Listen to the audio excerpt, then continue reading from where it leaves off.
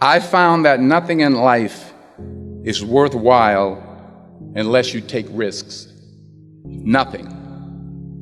Nelson Mandela said, "There is no passion to be found playing small and settling for a life that's less than the one you're capable of living."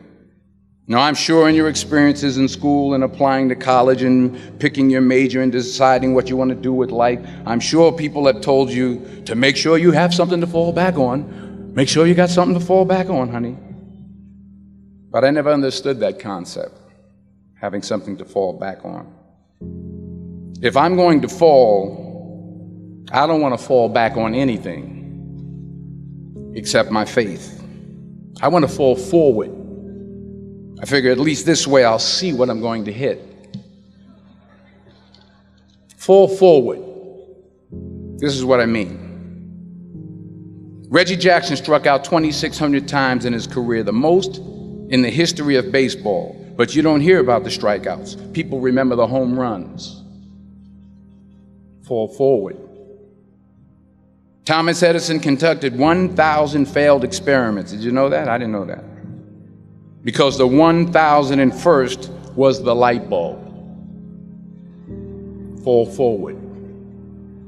Every failed experiment is one step closer to success. You've got to take risks, and I'm sure you've probably heard that before, but I want to talk to you about why that's so important. First, you will fail at some point in your life. Accept it.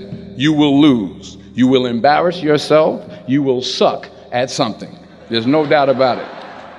And I know that's probably not a traditional message for a graduation ceremony, but hey, I'm telling you, embrace it, because it's inevitable. And I should know. In the acting business, you fail all the time. Early on in my career, I auditioned for a part in a Broadway musical. Perfect role for me, I thought, except for the fact that I can't sing. So I'm in the wings, I'm about to go on stage, but the guy in front of me, he's singing like Pavarotti. He's just, and he's just going on and on and on, and I'm just shrinking, I'm getting smaller and smaller. So they say, "Oh, thank you very much, and you'll be hearing from us." So I come out with my little sheet music, and it was Just My Imagination by the Temptations. That's what I came up with.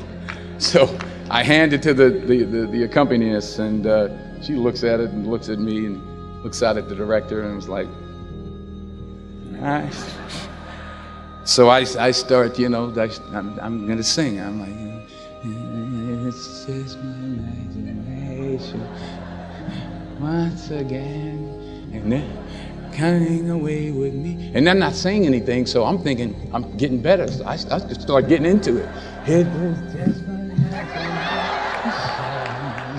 Running. They say, "Oh yeah, thank you very much, Mr. Washington. Thank you." So I assumed I didn't get the job. But the next part of the audition, he called me back. The next part of the audition is the acting part of the audition. Now I'm like, hey, okay, maybe I can't sing, but I know I can act. So they pair me with this guy, and again, I didn't know about musical theater. And musical theater is big, so they can reach everyone all the way in the back of the stadium. And I'm more from a realistic, naturalistic kind of acting where you actually talk to the person next to you. So I don't know what my line was. My line was, "Well, hand me the cup." And his line was, "Well, I will hand you the cup, my dear. The cup will be there to be handed to you." I said, "Oh, okay." "Well, should I give you the cup back?" "Oh, yes, you should give it back to me, because you know that is my cup and it should be given back to me." I didn't get the job. But here's the thing. I didn't quit. I didn't fall back. I walked out of there to prepare for the next audition, and the next audition, and the next audition. I prayed. I prayed, and I prayed. But I continued to fail, and fail, and fail. But it didn't matter, because you know what? There's an old saying, you hang around the barbershop long enough, sooner or later you're going to get a haircut. So you will catch a break, and I did catch a break. Last year, I did a play called Fences on Broadway. Someone talked about it. Won the Tony Award. And I didn't have to sing, by the way. But here's the kicker. It was at the Court Theater. It was at the same theater that I failed that first audition 30 years prior. The point is, every graduate here today has the training and the talent to succeed. But do you have the guts to fail? Here's my second point about failure. If you don't fail, you're not even trying. I'll say it again. If you don't fail, you're not even trying. My wife told me this great expression. To get something you never had, you have to do something you never did. Les Brown's a motivational speaker. He made an analogy about this. He says, imagine you're on your deathbed, and standing around your deathbed are the ghosts representing your unfulfilled potential. The ghost of the ideas you never acted on. The ghost of the talents you didn't use. And they're standing around your bed, angry, disappointed, and upset. They say, we came to you because you could have brought us to life, they say. And now we have to go to the grave together. So I ask you today, how many ghosts are going to be around your bed when your time comes? You've invested a lot in your education, and people have invested in you. And let me tell you, the world needs your talents. Man, does it ever. I just got back from Africa like 2 days ago, so if I'm rambling on, it's because I'm jet lagged. I just got back from South Africa. It's a beautiful country, but there are places there with terrible poverty that need help. And Africa is just the tip of the iceberg. The Middle East needs your help. Japan needs your help. Alabama needs your help. Tennessee needs your help. Louisiana needs your help. Philadelphia needs your help. The world needs a lot, and we need it from you. We really do. We need it from you young people. I mean, I'm not speaking for the rest of us up here, but I know I'm getting a little grayer. We need it from you, the young people. So you got to get out there. You got to give it everything you got, whether it's your time, your talent, your prayers, or your treasures. Because remember this, you will never see a U-Haul behind a hearse. You will never see a U-Haul behind a hearse. You can't take it with you. The Egyptians tried it, and all they got was robbed. So the question is, what are you going to do with what you have? I'm not talking about how much you have. Some of you are business majors. Some of you are theologians, nurses, sociologists. Some of you have money. Some of you have patience. Some of you have kindness. Some of you have love. Some of you have the gift of long suffering. Whatever it is, whatever your gift is, what are you going to do with what you have? All right, now here's my last point about failure.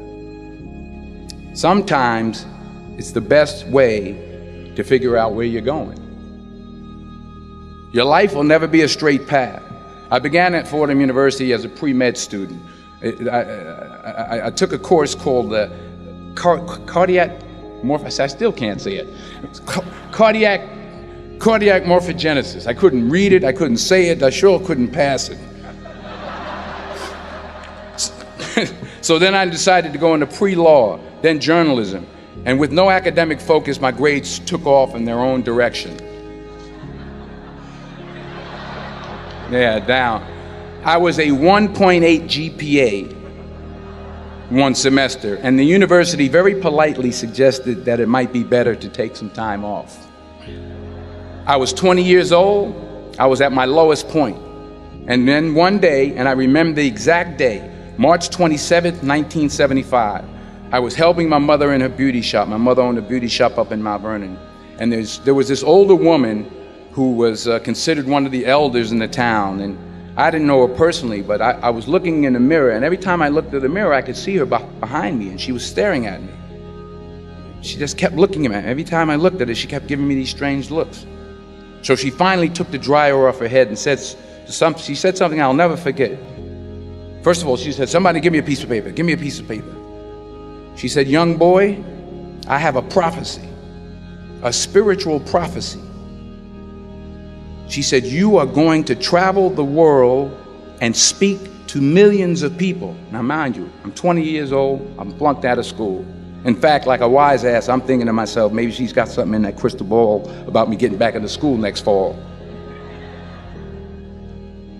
But maybe she was on to something, because later that summer, while working as a counselor at the YMCA camp in Connecticut, we put on a talent show for the campers. And after the show, another counselor came up to me and asked, have you ever thought about acting? You're good at that. So when I got back to Fordham that fall, I got in and I changed my major once again for the last time.